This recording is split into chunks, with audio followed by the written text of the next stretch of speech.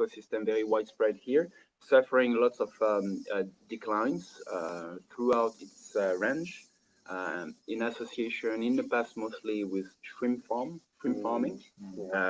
for feeding markets in the UK, in Europe at large, and in the US mostly. So clearing up some areas for, in the brackish water area, and so the locals can grow shrimps in there.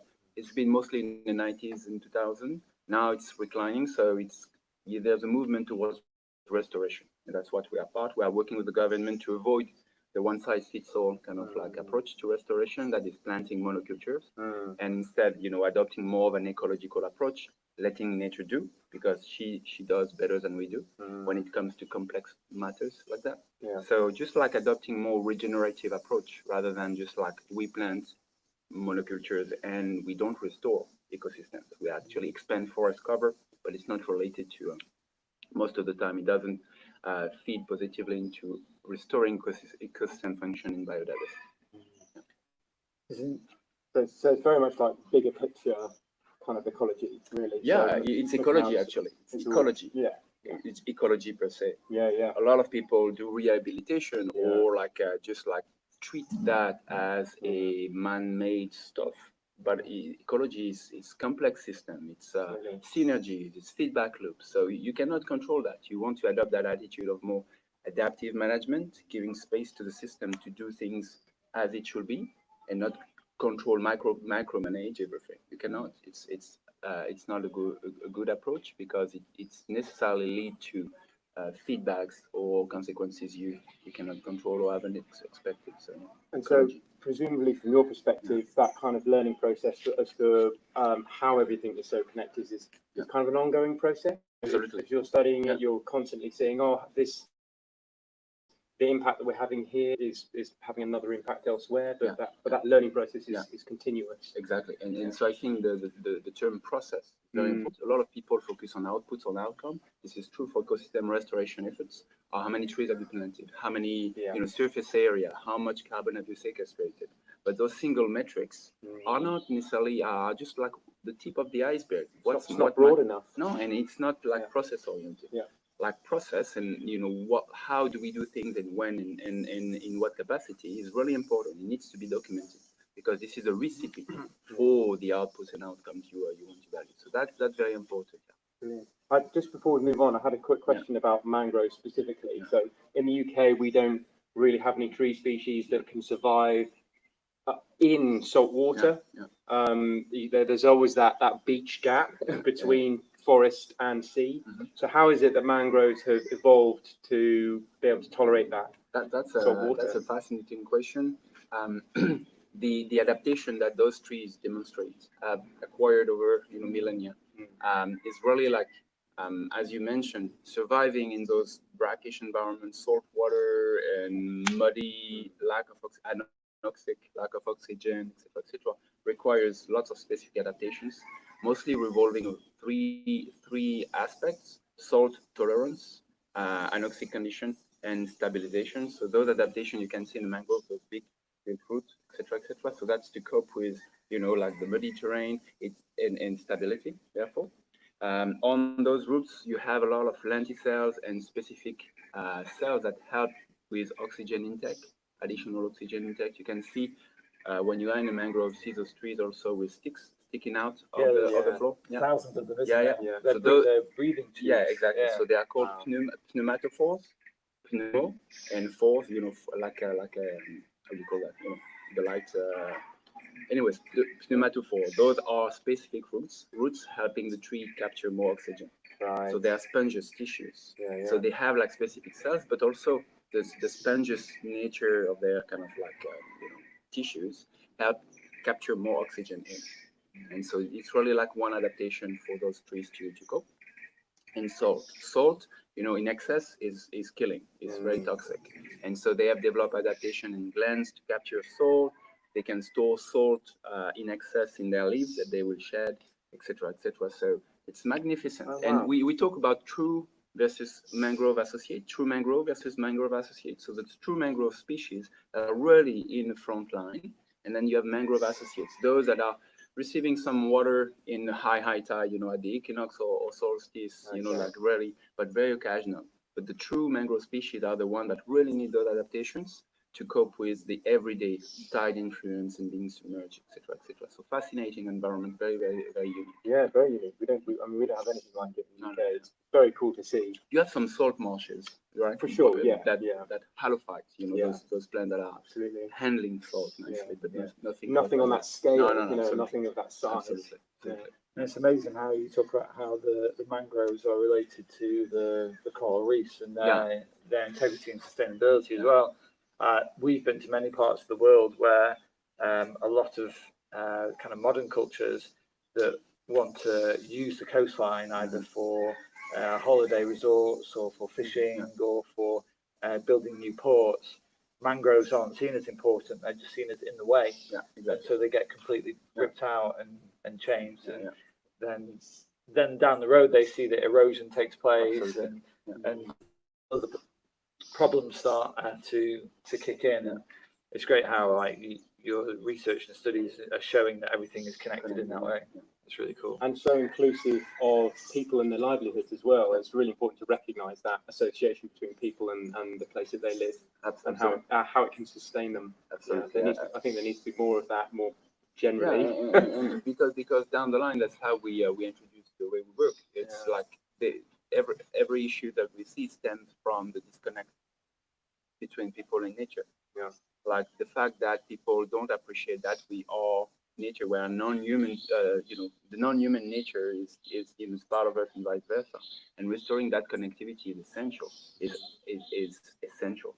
You can do all the good science you want, but unless you have people that are reconnecting and actively changing their behavior because they care, you can do whatever you want. People will stay stuck within their me life and won't be able to step out of their me to embrace collective action, including connecting and bonding with the extended life family.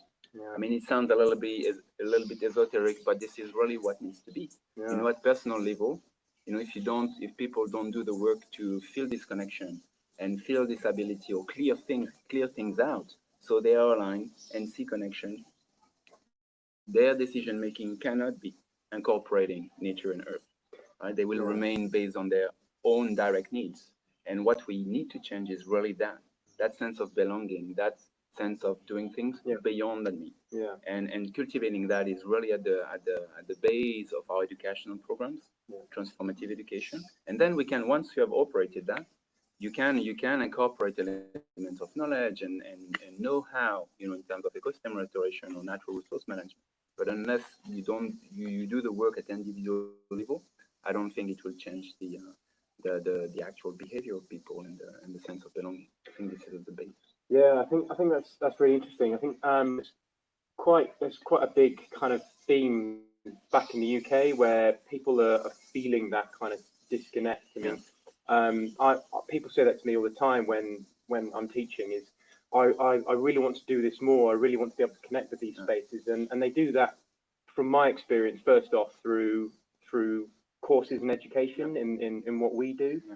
I mean, we do a lot of foraging courses, for example, and if you're teaching people how they can participate in an ecosystem, not just travel through it from A to B, but you can teach them that's an edible plant or it has medicinal uses or something, then I've visibly seen it. You'll take a group through a woodland and they'll be trampling on flowers and things and not being aware of it. And then as you teach them more and they learn more and they become excited about what they have around them, you suddenly see them start stepping around primroses or whatever the species is. It's quite cool to see. I think it's reconstructing this intimacy. Yeah. And a lot of we are all barefoot. In our courses, in our programs, it's really about inviting. We don't force, obviously, but we invite that very simple step. Removing the shoes and feeling the connection. And it sounds again, a little bit hippie, a little bit esoteric on the side, but this is where it starts. When you walk barefoot, you feel the different texture, you're aware. I trained yesterday. It's good. I'm happy for the land. Let's run. You feel where that stony plant is. Oh, okay, that's stony plant habitat, right? What's associated to that? So you detect, you feel, you define, you sense character, and you build that intimacy that we otherwise, have removed with our thick souls. Right? Yeah. Let's talk about it more, because we're in an incredible location here. This is Spirit Mountain. You can see on Pierre's shirt, he's got Nature Minded, which is his organisation that he's running to do all the things we've already been talking about. This background here is an incredible limestone karst tower. For those that don't know, karst landscapes are limestone eroded landscapes that have areas that jut up vertically into the sky. It's incredible to see. They're prevalent throughout this region and also in southwest China as well. Tell us about what you're doing at Spirit Mountain here with the garden and the people who come here to work with you. So this is really an asset in opening the gates, as we talked about, and connecting to people. The place in itself is extremely powerful with the presence of nature here. We have monkeys, we have lots of animals. The incredible texture diversity of that mountain is inviting for exploration. Just even looking, what's behind, like mystery, right? And so I think when you have mystery all around, it brings some humility and a sense of curiosity as well. When you cultivate a sense of, I don't know what's behind, or what's in this hole, etc., etc. So, and there are caves all in this behind us that you can investigate and just have an adventure. And you have like species. And the beauty, this unique landscape and ecosystem, you have flora and fauna that is uniquely adapted to it. So about up to maybe 60% sometimes are endemic to that type of habitat, and therefore can only be found here. So whatever snakes, whatever the bats, the other type of wildlife is really adapted to that kind of habitat. So it creates this unique character, an incredible playground to explore, to cultivate the spirit of adventure, etc., etc. We have also a garden. So the key, the goal here is to preserve that as a place, as a playground for people to come and learn, grow. We have obviously lots of rock climbing going on. It's open to climbers, so the idea is not to prevent anyone to access that. Of course, there are a certain number of rules and respect. Here the intention with the locals is to use that as some sort of a community forest. So we have, when everything around is being cleared and buildings are being built, at least we have like this heart of life that remains. And so for people, for free spirits to come and learn and grow and contemplate and heal as well. And so everything that is being done around here is towards that. We have like our reforestation project that we do with locals. We talked about restoration from forest to mangrove to coral. Here it's our forest restoration ground. We host local schools, etc. So reconnecting people to nature. Permaculture garden. You've been digging, you've been participating, and you have experience in the matter. You understand, it's connecting to the land, understanding rhythms and patterns, how to grow things, experimenting, exploring, chit-chatting around those topics. So really, this place is meant to be a forum for reconnecting, taking the time, slow pacing, learning about ourselves with others. So yeah, there's a very powerful energy here. You just feel it automatically when you come here. There's a great sense of peace.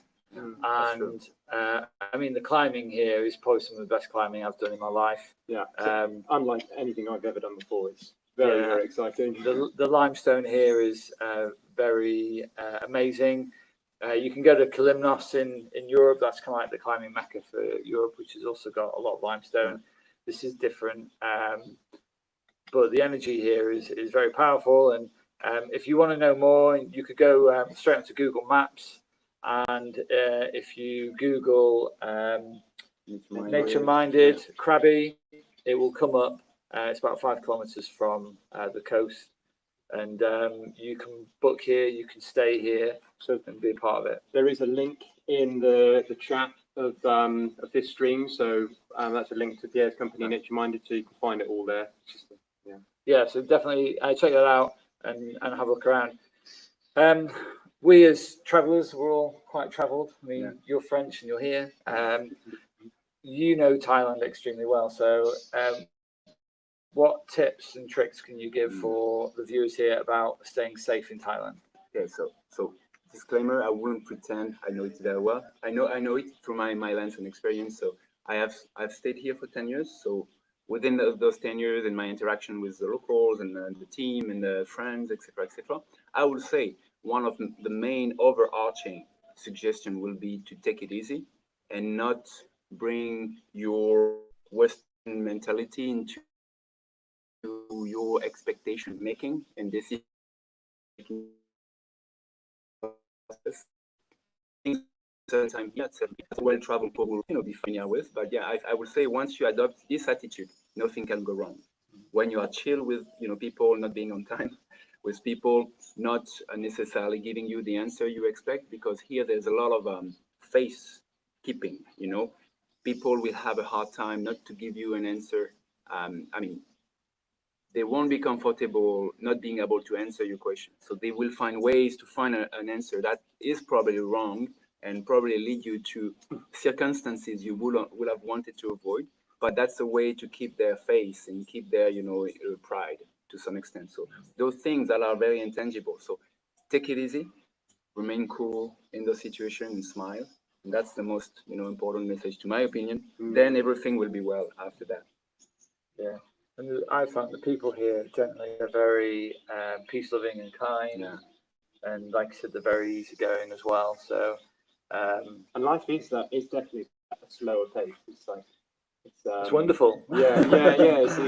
It's really nice from our perspective to take a bit of time out from the hubbub of that fast-paced Western life. Yeah. It's a much needed change, I think, that we should all implement from time to time.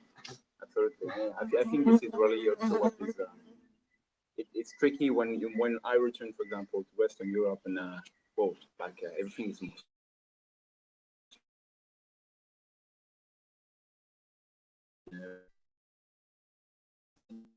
You have, and it's a clearly in make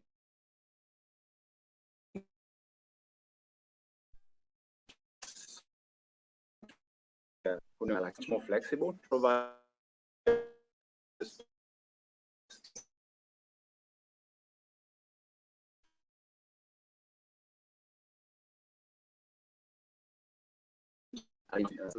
smooth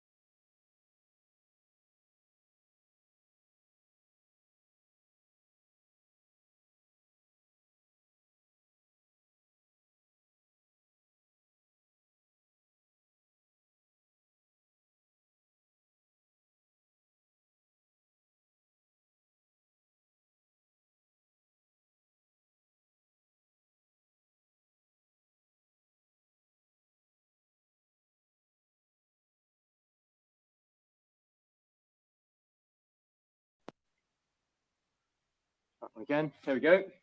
Nice. Back in the room. Sorry about that, everyone. Okay, technology problems as always. Moving on, we were talking about health and well-being here. What advice have you got on that? I would think being aware of the mosquitoes, the heat. So heat-wise, like we are suffering quite a severe heat wave at the moment. I mean, it's not completely abnormal, but it's been sustained and longer than usual, and it's hot. So drinking lots, adapting travel to make sure traveling early morning or evening, and keeping the rest of the day for siesta, and or being in a museum or whatever. So protecting from sun, that's stronger than we think. And I understand most Westerners want a nice time, but well, it's very important to protect yourself from the sun, especially when you go diving or etc. etc. Mosquitoes is a big one. They carry disease. Dengue season is September, generally August, September, when it rains a lot. So mosquito population have time to breed and expand, and transmission rate increases around September. Dengue is not lethal most of the time, but it's very, very uncomfortable. Severe fever, like for 7 days or more, and like you feel well that. So when it's the Aedes mosquitoes, mostly come out, around 5 p.m. And then the best is to wear or long pants mostly to protect yourself. If you are in a patio like on those bungalows, you can be outside. Just put the fan near you. They blow mosquitoes away. And wearing long pants mostly is most important. Drinking water. Most of the water that you're gonna have in restaurants are being filtrated beforehand, so it's fine to drink. Ice as well, but us being here for many years, we are also accustomed, and we have the fauna and flora inside that is adapted. So for sensitive stomachs, maybe best not to get ice from unknown sources. You bring attention, in the street when you go and buy food, just pick the one that looks the most hygienic to some extent, because they can stay sustained amount of time outside in the heat. There's flies on it, etc., etc. So check and pick the ones that are seen the best for consumption. Um, yeah, I think this is mostly around that, the environment and the tropical environment in particular. We've had 36 degrees here consistently nearly every day since we've been here for the last 2 weeks. So, we've been drinking probably 4 or 5 liters or more of water a day. Take electrolytes as well, and make sure you're getting the nutrients that you need to keep your brain working. Yeah, I mean it's workload as well. I mean, we've been doing a lot of climbing, and I've particularly found it difficult to stay on top of how much you sweat out. We're still drinking 4 or 5 liters a day. As always, we've talked about this before. The best indicator for dehydration is not tasting it and I feel dehydrated, because at that point it's gone too far.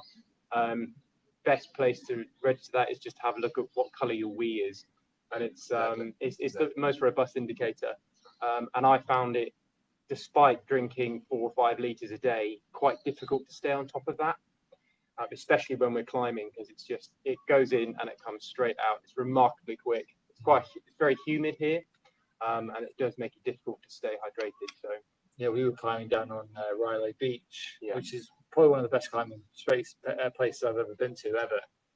And incredible views and the sea and the cast towers.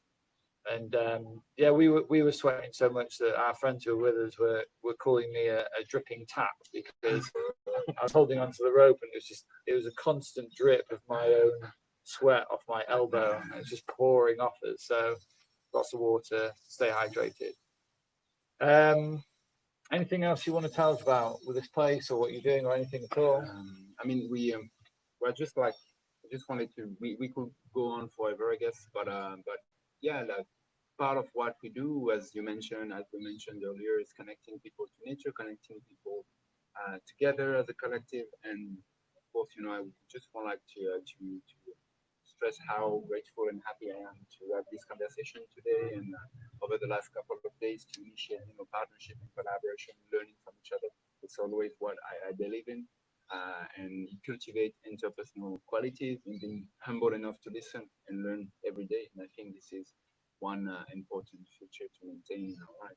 Keeping, being curious, thriving, for learning. And so I'm very grateful for that collaboration and partnership. Absolutely. So Piere, check out what Piere is doing. You can see what he's doing on Nature Minded. Again, we'll put the link below. Piere has interns here. He has PhD researchers come here, professionals from all over the world, from universities coming here to see what he's doing. So check that out. Our partnership going forward, we are very excited to run activities with Piere and his team here. They are very good at what they do and what they're doing for the environment and the local economy. I don't think I've seen this like this anywhere else. It's very exciting.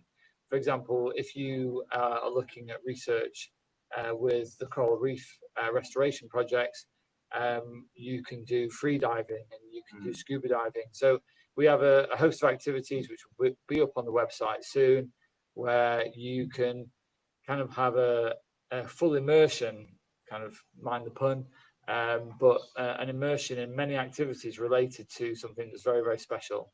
And this is unique. It's in one of the most beautiful places you'll probably ever come to.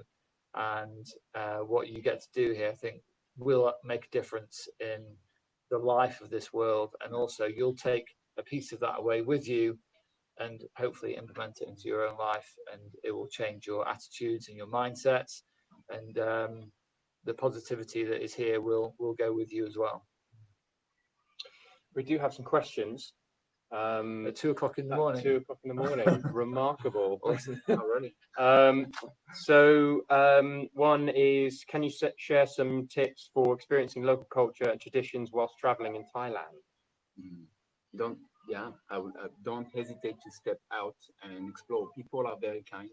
Again, demonstrating the right attitude, smiling, being happy, being calm, not pressing people, but explore.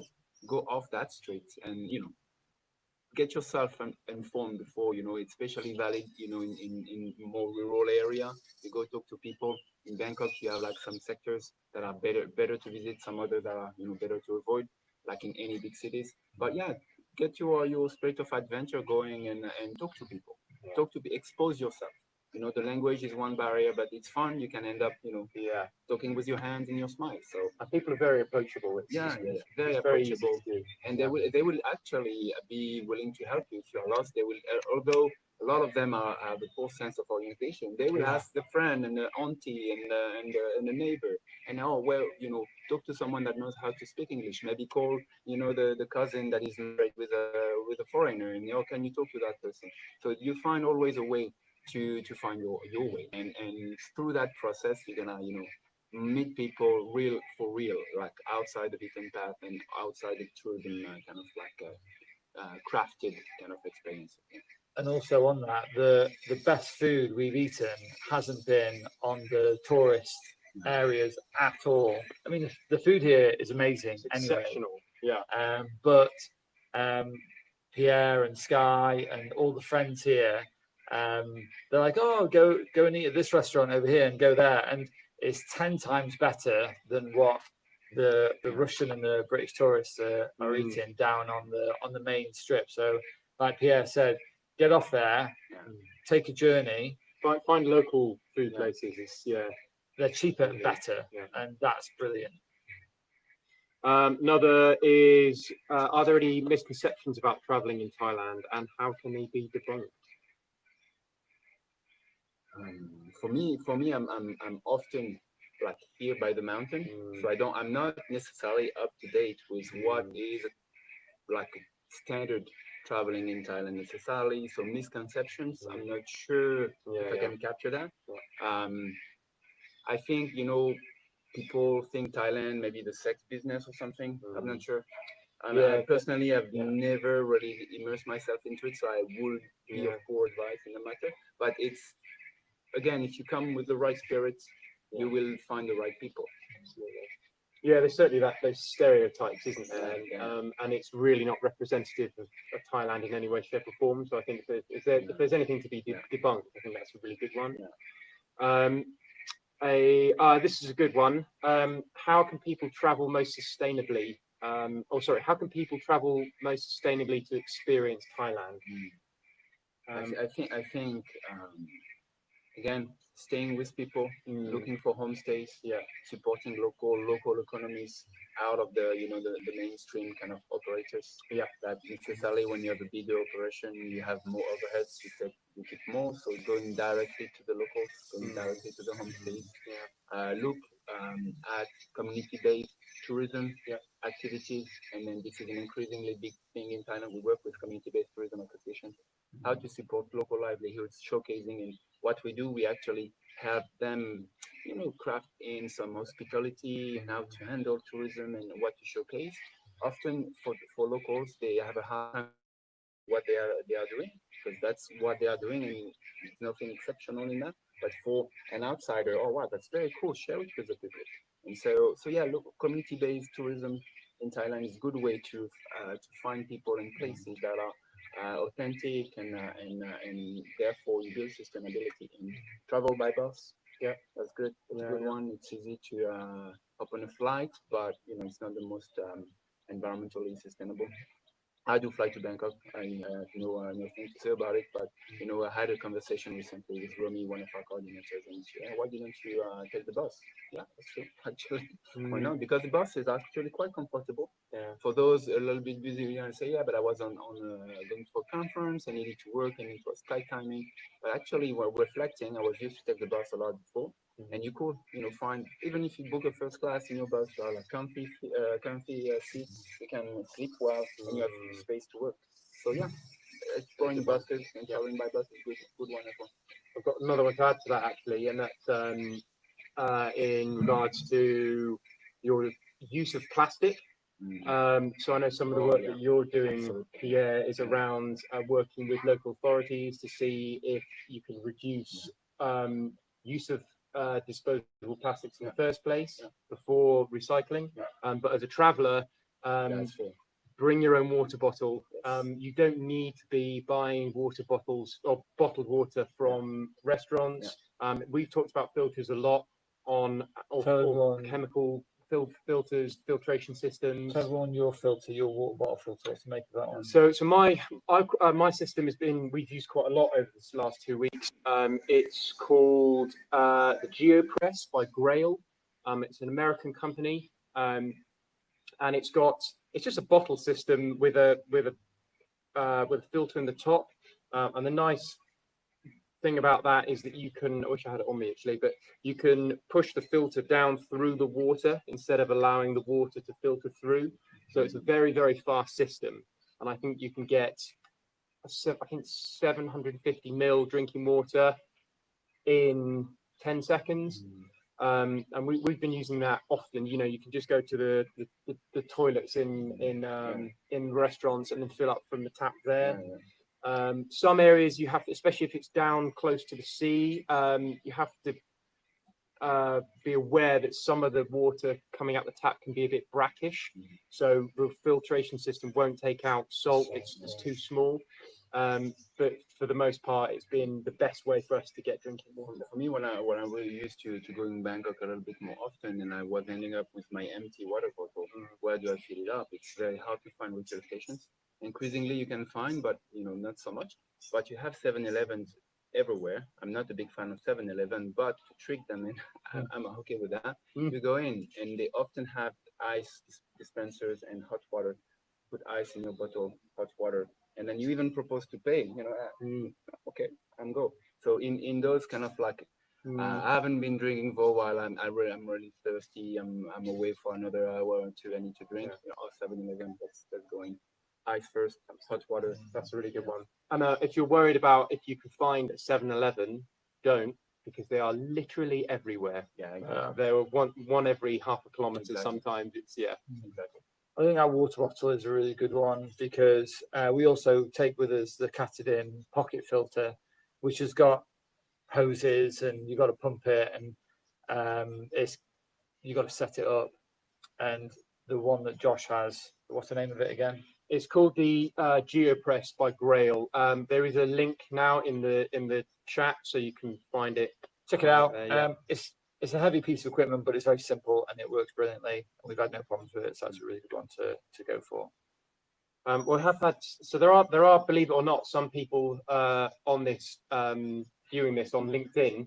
I don't know where they are, but we've had a question about the bird we can hear. I don't know at what point that was, but so you have a mix of sunbirds, a mix of magpie robins, you have swallows, you have bulbuls, you have barbets. They're very colorful, beautiful looking birds. You have like doves that you can hear during the day as well. You have, this one is a form of a bulbul, I believe. You have tailor birds, small birds that are just chip, chip, chip, chip, chip, chip all the time. You have quite a bit of birds around, and morning we went exploring, observing macaques, long-term macaques, behavioral ecology with some of the students. So lots of wildlife to explore all around. brilliant. There are, kind of cover a lot of these.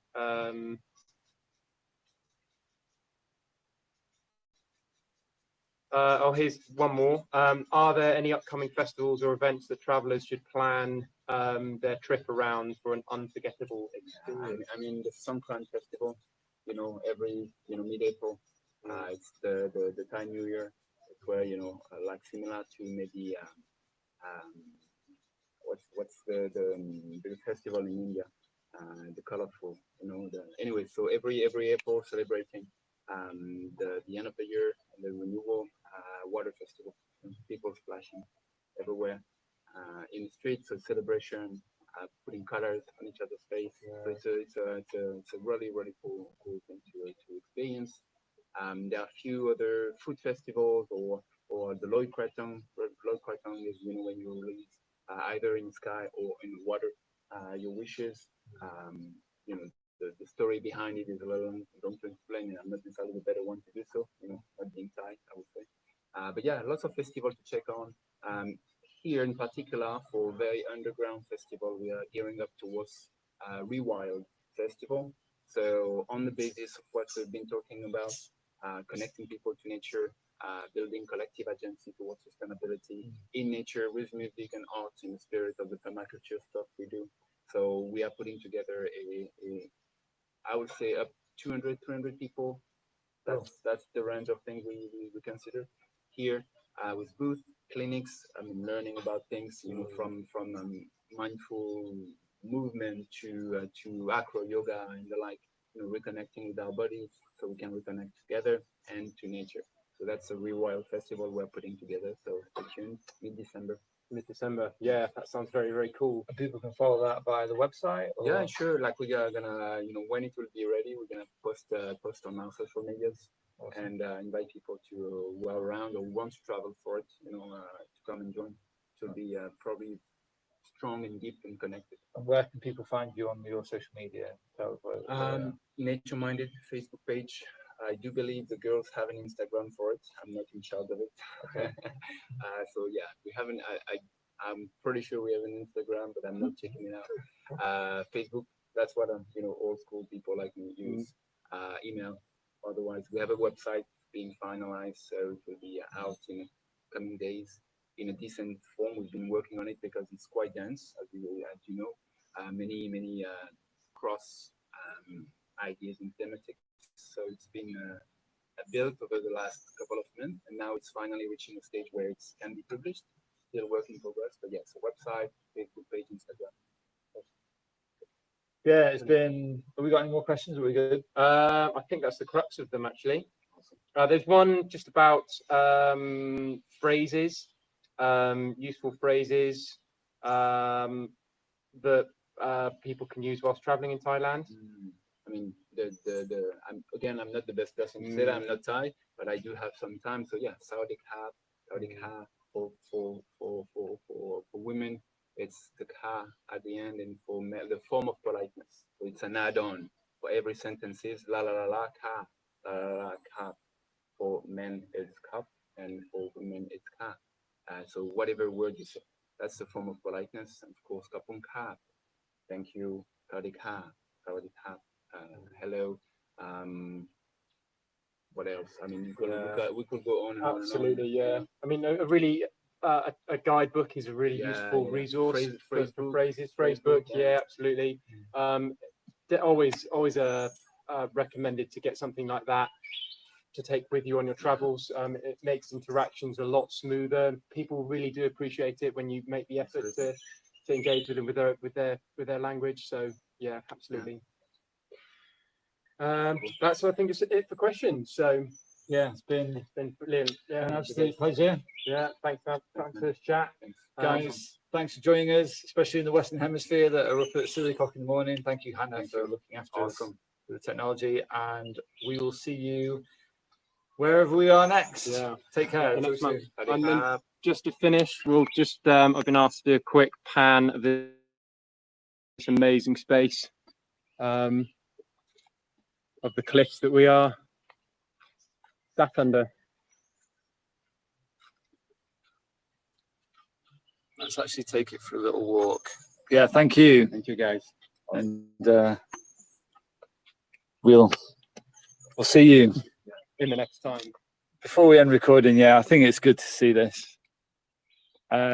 Just a few things on sustainability as well. You can actually contribute to the setting of climbing routes. The bolts that they use here for sport climbing, they can corrode quite easily in limestone, so they use titanium ones and they're quite expensive. I hope this doesn't cut out on the internet because we're kind of going caving here, but you've got all these incredible geological forms from flowstone, which is calcium carbonate, which comes out of the limestone and creates these amazing stalagmites and stalactites. And this entire feature, this cast tower, has just got adventure written all over it. You can come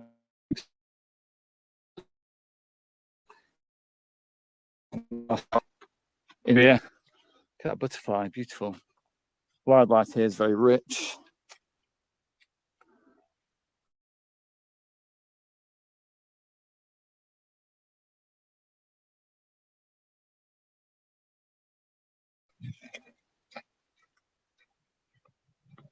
I won't take you in here, but here's a cave. We'll lose internet if we go in there.